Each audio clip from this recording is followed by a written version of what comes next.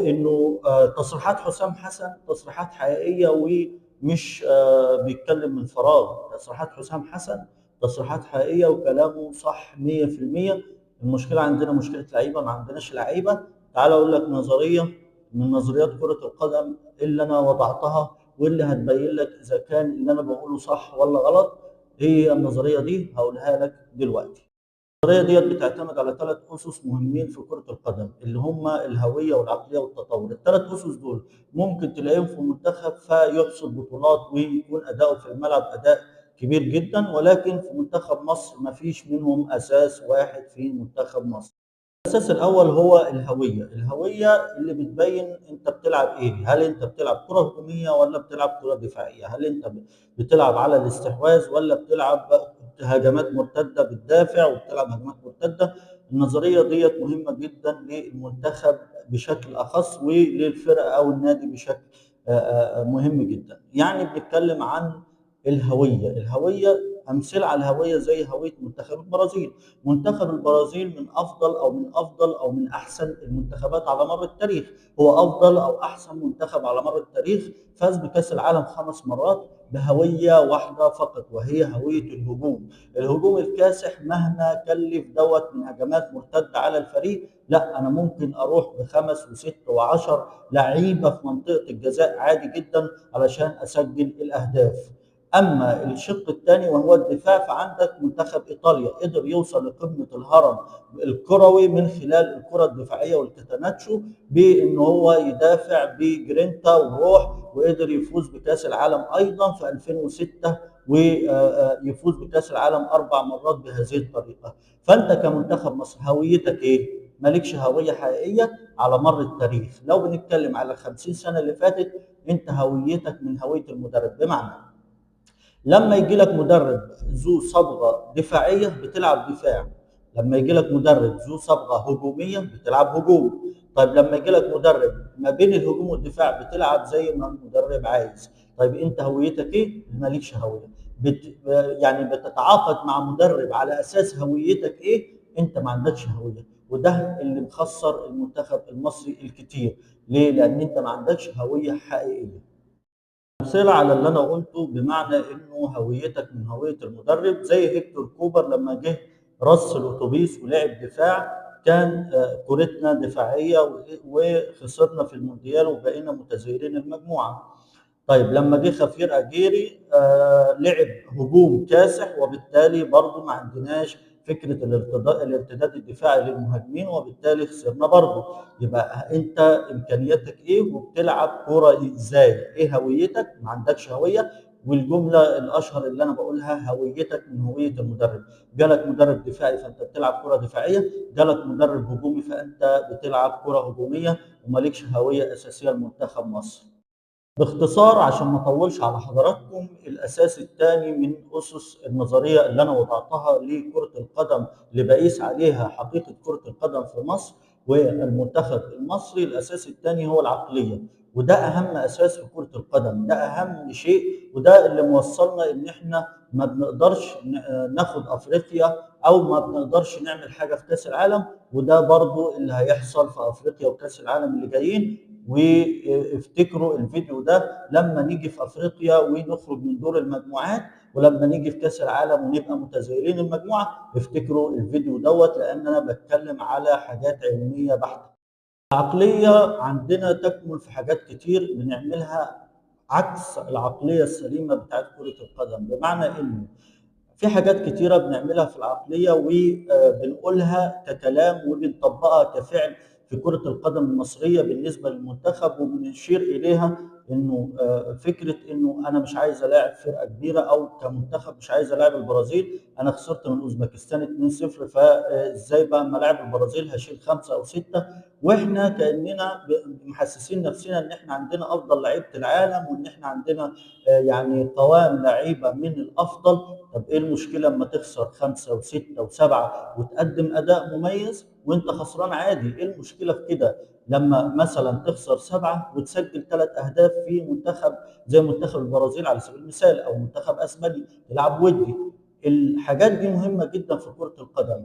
على سبيل المثال منتخب كوريا الجنوبيه او منتخب اليابان، دائما وابدا. وبرضه منتخب السنغال دائما وابدا بيلعبوا وديات كبيره جدا. ليه؟ لانه بيدربوا لاعيبتهم على الليفل ده من المستويات. لكن احنا بنقول لا، احنا نلعب فرق من مستوانا او فرق اقل مننا علشان الروح المعنويه للعيبه. طب ما هي المشكله في اللعيبه اصلا؟ يعني انت ما تجرب لعيبه جديده. يعني طالما انت المشكله في اللعيبه وان انت عندك المستوى قليل، طب جرب لعيبه شباب، جرب لعيبه تانية. عندنا عمر خضر، عندنا مصطفى، عندنا حمزه عبد الكريم مثلا، لعيبه شباب وصغيره وتقدر تأدي. عندنا بلال عطيه يقدر العب باللعيبه دي قصاد منتخب البرازيل، واديهم الحريه واديهم الافضليه واديهم الحريه ان هم يعملوا ويطلعوا اللي عندهم في كره القدم. وان شاء الله هيتخلق ويتولد عندك جيل تقدر بيه ان انت تعمل حاجه في افريقيا،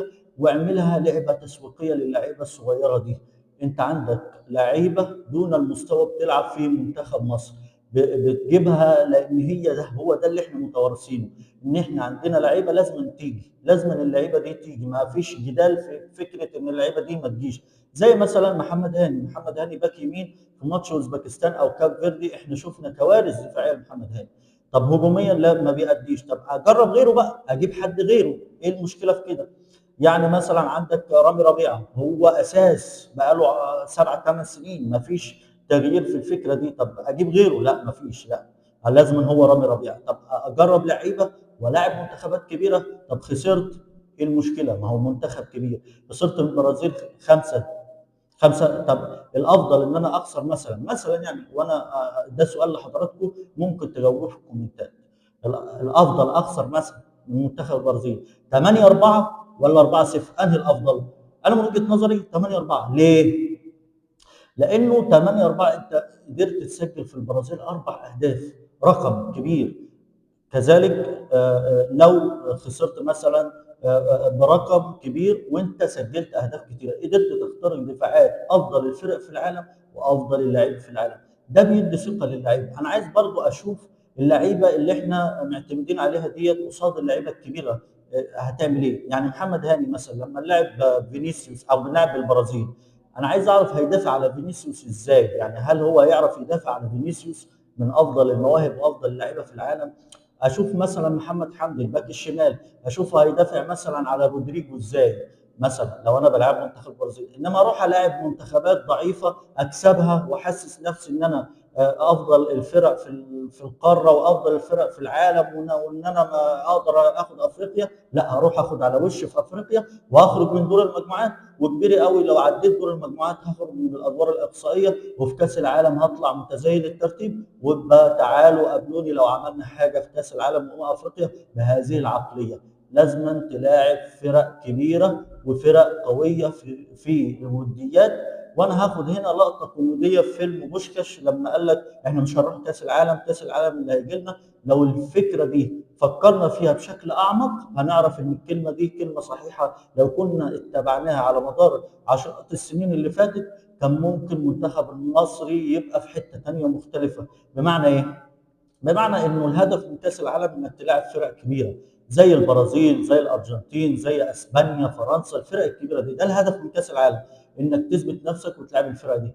طب ايه المشكله انك تلعبها ودي وانت لعبتها ودي؟ يعني في فتره حسام البدري قال لك انا مش هلاعب فرق كبيره. طب يعني فين المسؤولين اللي يقول له مع السلامه امشي؟ لا، انا لازم الاعب فرق كبيره، لازم انا اختبر لعيبتي. ما اللعيبه دي اختبرها فين لما مش هلاعب البرازيل، مش هلاعب اسبانيا، مش هلاعب الارجنتين، مش هلاعب فرق كبيره مدارس هي الافضل على مر التاريخ في كره القدم، احدد فيها مستويات فريقي، مستويات لاعبتي. لا، هلاعب كاب فيردي، هلاعب مش عارف ايه، هلاعب ايه، وفي الاخر بنلبس في الحيط يعني.